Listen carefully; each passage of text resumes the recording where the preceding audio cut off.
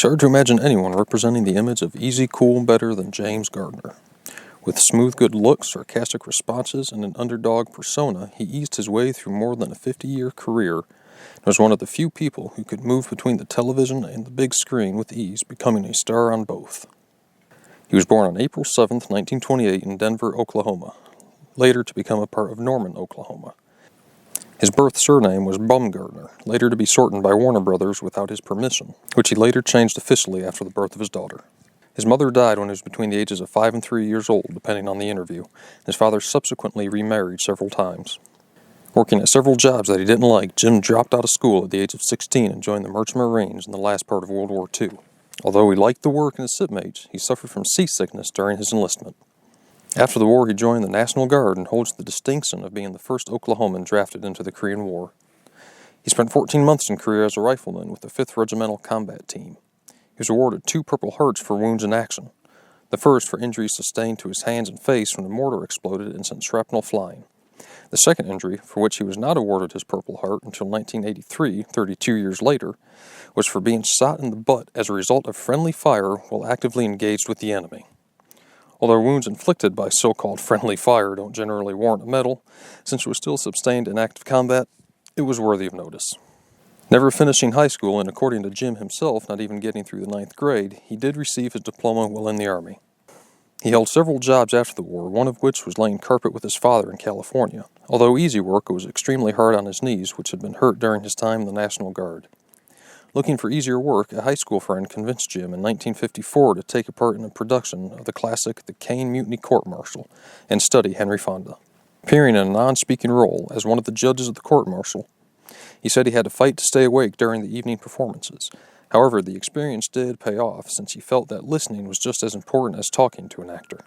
He moved to a speaking role and then to television commercials and then finally actual roles. Originally wanted for the role of Cyan Bodie in the classic western Cyan, he was beat out by Clint Walker for the role in 1955, but he would appear in the pilot episode in a supporting role. Other guest starring roles followed, as well as supporting parts in featured films. His big break came in 1957 in the classic western series Maverick. Although originally envisioned as a general western, Jim's comedic style soon prevailed over the premise, turning the show from typical fare to a unique feast of western television viewing. He remained with the series for 3 years, trading off episodes with co-star Jack Kelly, leaving in 1960 over a contract dispute. Moving into film during the 1960s, he would star in the World War II movies 36 Hours and The Great Escape, along with an all-star cast, including his neighbor Steve McQueen. The racing film Grand Prix, and would appear with Doris Day twice, once in The Thrill of It All, and again in Move Over, Darling, a remake of My Favorite Wife. He took over the role originally played by Cary Grant. He also appeared in The Hour of the Gun as Wyatt Earp. He would move back to television in 1971 with the short-lived western series Nichols. It was canceled the following year. His best remembered role, though, would come in 1974 as Jim Rockford in the classic series The Rockford Files.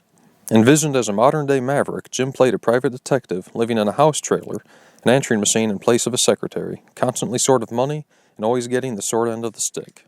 He would be supported by classic character actor Noah Beery Jr. as his father, and Stuart Margolin and Gretchen Corbett. Created by Stephen J. Cannell and Roy Huggins, the show would run for 6 seasons, ending in 1980, and earned Jim an Emmy Award as Best Actor. He remained active through the next 2 decades, appearing in movies and TV. His appearances included The New Maverick, once again appearing with former co-star Jack Kelly, Murphy's Romance with Sally Fields, Sunset with Bruce Willis, where he would again play Wyatt Earp, and the short-lived TV series Man of the People. He'd go on to make a series of 8 made-for-TV movies off of the Rockford Files between 1994 and 1999.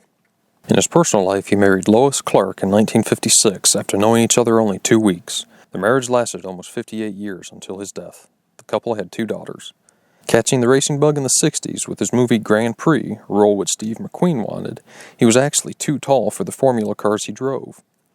They had to remove the seats and raise the roll bars to make it look right.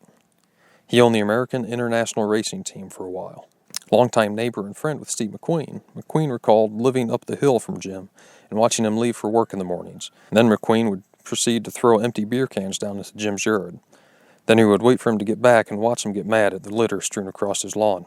Jim also owned a 400-acre vineyard for a time called the White Rhino Vineyard and bottled his own Chardonnay called Chateau Jimbo, spelled in the French, which makes it sound refined.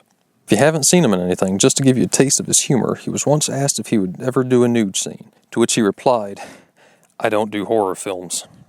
Suffering from health problems for most of his life, including bad knees, undergoing up to 7 knee replacement surgeries during the course of the Rockford Files, back injuries, bleeding ulcers, and breaking 12 ribs. He also suffered a stroke in 2008, preceding a surgery 2 days later. Despite his many health issues, he remained active in his profession up to 2010, doing voiceover work for the last 3 years of his career. James Garner died on July 19, 2014 in Brentwood, Los Angeles, California, of a massive heart attack. Known as an extremely private and introverted man, friends Tom Selleck, Sally Fields, and Clint Eastwood reflected on his passing, each recalling their friendship and the help he gave them. Not playing the classic tough guy or even the conventional leading man, he gave us something we hadn't had before, at least as he presented it: the everyman cool.